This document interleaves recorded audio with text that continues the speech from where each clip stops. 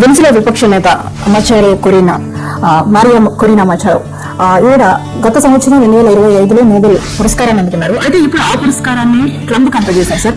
అయితే దీన్ని ట్రంప్ అంగీకరిస్తున్నట్లుగా కూడా తెలియజేశారు. సో ఈ మొత్తానికి కారణాలు ఏమైనా నోబెల్ ఆ పురస్కారం ట్రంప్ వద్దకు చేరింది సార్. మీరు ఎలా దీన్ని విశ్లేషిస్తారు?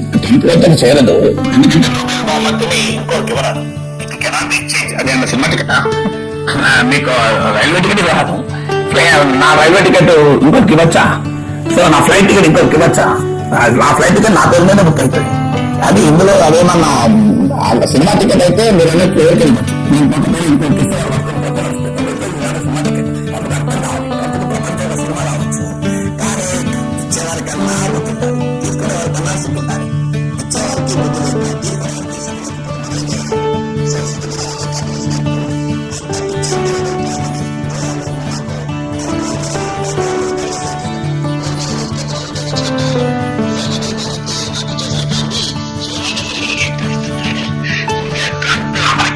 బుద్ధి రెండవసారి ప్రమాణ స్వీకారం చేసిన ప్రపంచంలోనే అత్యంత శక్తివంతమైన దేశానికి అధినేత, ప్రపంచంలోనే అత్యంత సక్సెస్ఫుల్ వ్యాపారవేత్తలు ఎవరు? అలాంటి ట్రంప్ కి ఏంటి పిచ్చో అర్థం కాదు. ఈ మోహం ఏంటి, వ్యామోహం ఏంటి? నోబెల్ ప్రైజ్ పైన నేను ఆల్రెడీ నోబెల్ అకాడమీ ప్రకటించింది, ఇది ఎవరికి ఇచ్చేది కాదు, ఎవరితో పంచుకునేది కాదు. It can neither be given Nar be shared.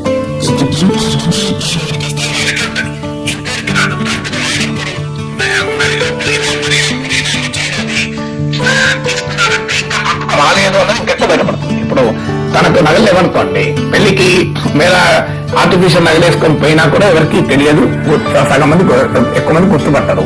Even నగలు వేసుకోకుండా పోయినా ఏది అభ్యంతరం లేదు. కానీ పక్కింటి ఆవిడ నగలు అరుపుకొని పోయి అరవై తెచ్చుకొని వేసాడు. పక్కింటి ఆవిడ బాగా క్లోజ్ అయితే